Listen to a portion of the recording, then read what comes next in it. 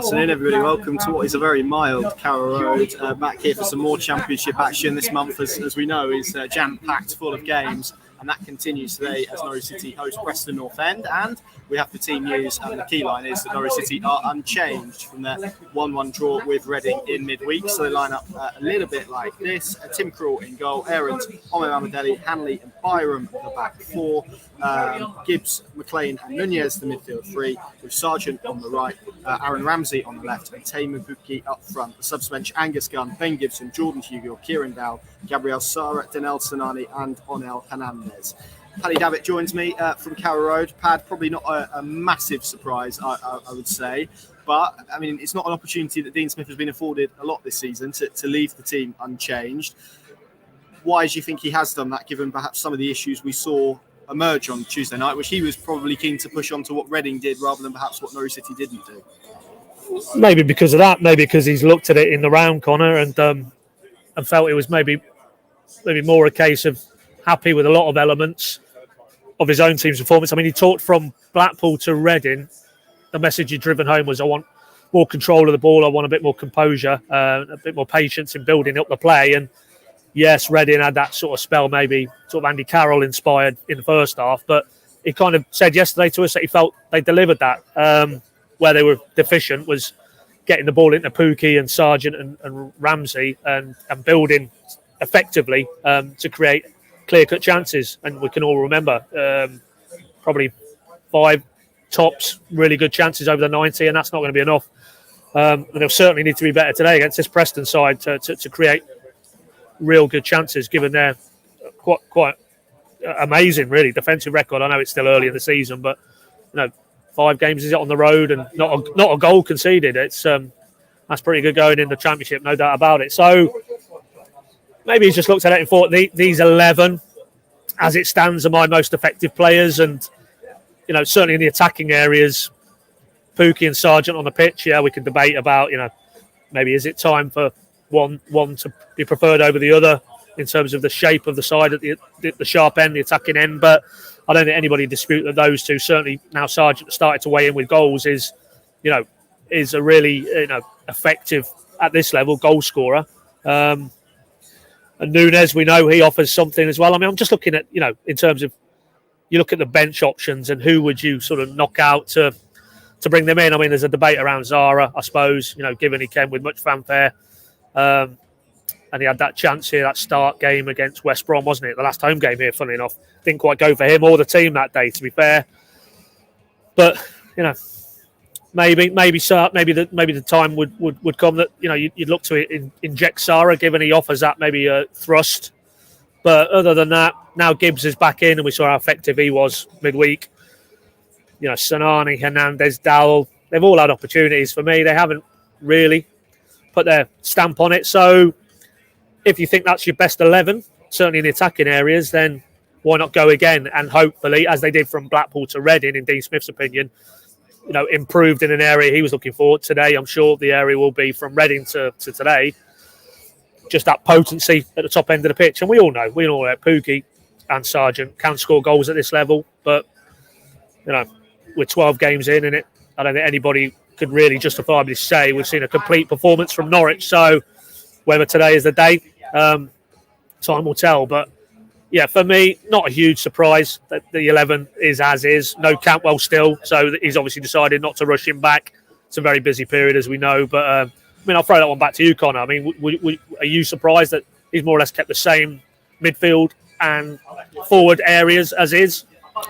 Yeah, I am. I thought he would go back to the 4-2-3-1. That probably worked a little bit better in terms of creativity, although he kind of said yesterday, wasn't it? He felt they probably lacked a degree of control at Blackpool that maybe they did have at Reading, and probably they had the creativity maybe at Blackpool that they didn't have at Reading. So I guess this is an attempt to try and balance it. I also think there's probably a degree of who do you drop out that midfield three that is probably in his mind as well at the moment, because the way Liam Gibbs has performed, and I wrote a column on it today for the Thinking Plus app, it's very difficult at this moment in time to leave him out. Kenny McLean offers a degree of consistency, maybe almost an unattractive degree of consistency, and Marcelino Nunez can win you football matches when he plays like he did last Saturday.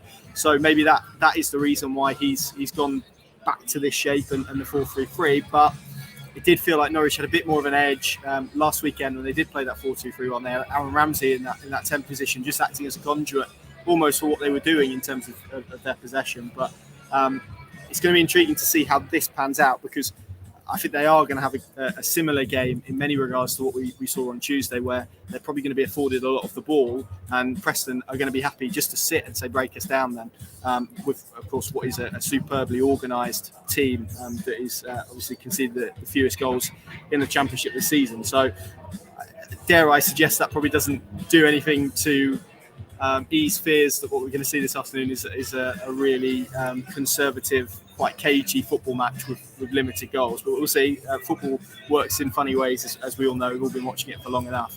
Preston also unchanged. They line up in a 3-4-1-2. Woodman in goal, Story, Lindsay and Cunningham the back three. Alan Brown as the right wing back, Fernandez as the left wing back, McCann and Whiteman the two central midfielders, with former Norwich City player Robbie Brady behind Emil Rees and Shawnee Maguire. So that's how they line up. Their sub-bench, Di Cornell, former Ipswich Town goalkeeper, Daniel Johnson, Troy Parrott, who you may remember from missing that penalty in the FA Cup game. I think Tim Krul saved it. Andrew Hughes, Ryan Lebson, Ben Woodburn and Brad Potts makes up their bench. Paddy, I mean, kind of to lean on what I said there, Norwich did, certainly in central areas on Tuesday night, really struggle to progress the ball. Is that a fear when you look at this lineup? Because when Aaron Ramsey has been in that 10 position, I think he's looked probably far more effective than he has done when he's played to the side, but we know they come very narrow anyway. So how do Norwich work around that, I suppose, this afternoon, knowing that maybe Aaron Ramsey probably isn't the position that he would probably favour himself?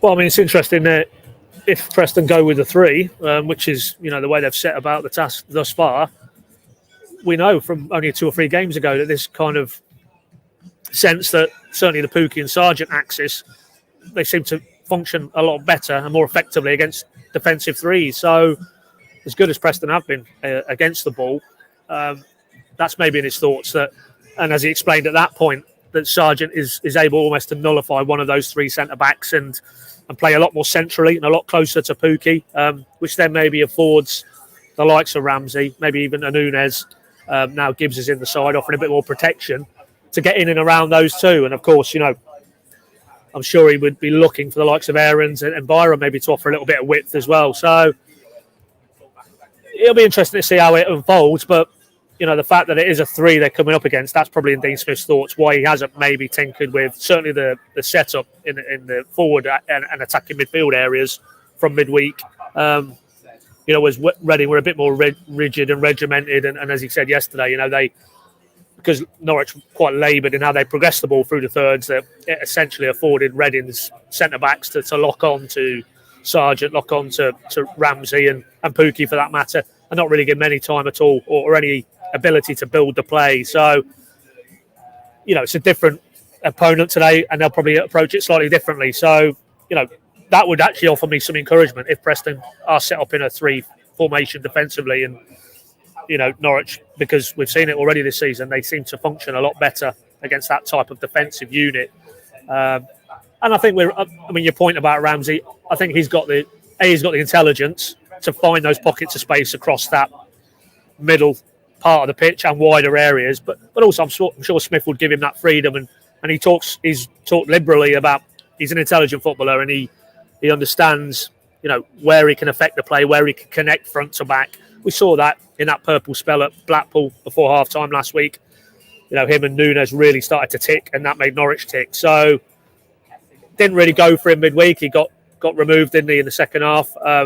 But today, I wouldn't be at all surprised if we see the Ramsey we'd seen prior to last week, really, which is quite an effective force at this level. And somebody who does look like he's got a bit of guile and a bit of ingenuity, when Norwich are finding that low defensive block to try and unlock something to create something, which we need to see a lot more of from them collectively, but he certainly has that in his game. I think we've seen enough of that to state that is the case. Yeah, I know there's been lots of discussion, and we've had it since we've been here, about kind of the substance and style debate that's been underscoring this season and what Norwich City have done. Plenty of people feel that they've probably got more points than their performances have merited at times, certainly. And of course, we can zoom out of that and ask the question of why exactly that is. Is it the quality of the championship and various stuff? We obviously don't have the time to do that today, but this feels like the type of game, given that we've also spoken about the atmosphere inside this place and what it's been like this season, that it could feel quite a frustrating afternoon for everybody. So I guess from Dean Smith, the messaging to his players on the pitch is probably that, isn't it? Patience, control, continuing to move the ball if they have it. And I guess it's one of those games, isn't it, where we're probably naturally leaning into that kind of cliche discussion about, well, if they could grab an early goal, that would be really, as it is every week, of course, but particularly today, because it feels like they are going to need to invite Preston out onto them. That's certainly the game that probably Dean Smith will be hoping to create, isn't it, given their defensive record and what Preston have done this season so far. Yeah, absolutely. I mean, there is a clear parallel in the West Brom game for me, because Dean Smith said that they, despite them being very, very, very good defensively so far, the stats tell you that, they do actually play with two up top, and they're very good in transition, as West Brom were, here nearly a month ago now. And if that is the case, the nightmare scenario, I think, from Norwich's point of view, given the backdrop of how frustrating that afternoon was here against West Brom, is if Preston get their noses in front. Funnily enough, they beat West Brom 1-0 midweek. So, because if they do, given how strong they are defensively, that's going to make for a, quite an interesting afternoon if Norwich are not able or showing enough creativity or urgency to try and get back on level terms. So, let's not hope for a Preston goal, that's for sure. Certainly not the first goal. But, I mean, fundamentally, Dean Smith said it again yesterday, they need to be able to deconstruct teams who are going to come, particularly to Carrow Road, and say, we're not going to try and engage you in a game of football or feel we've got better players or we can be better on the ball. We're going to frustrate. We're going to make things as difficult as possible. And the onus is on the home team to come up with the answers. And certainly against West Brom, they didn't do that. I felt a touch fortunate to get a result that day. And I think it is a big game in the context of giving these fans here. I mean, we were at Blackpool, you boys were at Reading.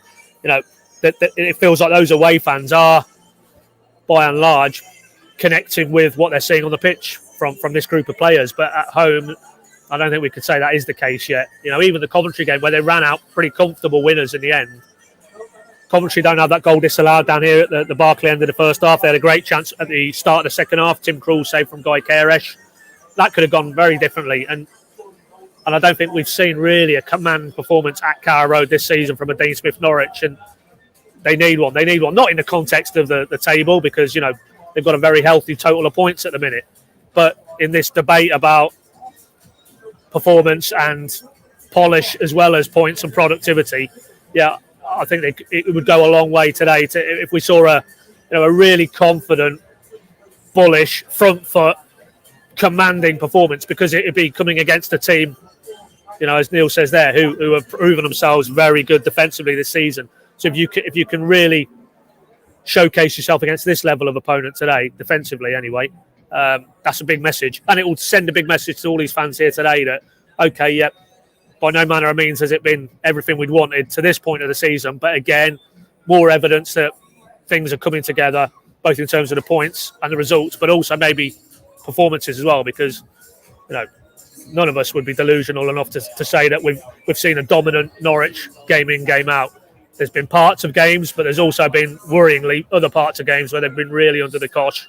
And it's almost their resilience and bloody mindedness and dogginess which has got them through those periods. And you'd just like them to win games a little bit easier, with a little less of the rolling up the sleeves and a bit more of the, champagne, dare I say, football. But then again, you cannot argue with 24 points from 12 games. He's delivering the brief, which is to get this team in and around and challenging for promotion. So, as he said yesterday, it's not for him about winning popularity contests. It's about, the objective, which is for him to guide this club back to the Premier League. And on that measure, he's bang on course, isn't he? So, yes, this debate will continue until we start to see a bit more composure in terms of performances and control and dominance. But underpinning it all is a team who are, in terms of points, certainly heading in the right direction. Absolutely. Pat, finally then, how do you see this one going? It feels like it's going to be nil something either way. how do you kind of see it going in terms of a score prediction? It's a really tough one, this corner. You know, I don't know if I share Dubai Canaries 5-0 prediction. I can't quite see that, but you know, I do keep thinking that you look at the level of player they've got, that things do have to click in terms of not cutting loose to that extent, 5-0, but really, you know, we're Norwich, we're the team to catch in this league, and we're going to show you that that is the case. So, you know, whether today is the day or not, or whether it's another grinding by hook or by crook type of performance. But I think ultimately, when push comes to shove, they'll probably just have enough to get their noses in front and be the first team to score against Preston on the road in the Championship. But I think it'll be a narrow one. I think 1-0, 2-1. Connor? Yeah, I think I said 2-1 yesterday. I think I'm looking at 2-0. I said 2-0 yesterday. I've given Preston a goal since then. I'll stick with 2-0 then. I do think Norwich will win here today, and it's just about maybe in many ways what that would look like if they were to win, and in what fashion they would win as well. Maybe which is the interesting one. We're here at Carrow Road. We'll be here throughout the afternoon. You can come and join me on the Pink and Plus app for all the live updates. If you're yet to take out a free trial on that, please do so. You're missing out on plenty of excellent content at pinkin.com. Tab in the top left, follow all the instructions, and of course we'll have all the analysis and reaction from Dean Smith and otherwise after the game as well. Glorious day at Carrow Road, the sun's shining, and hopefully Norwich City can record another 3 points. Thank you very much for watching. See you again very soon.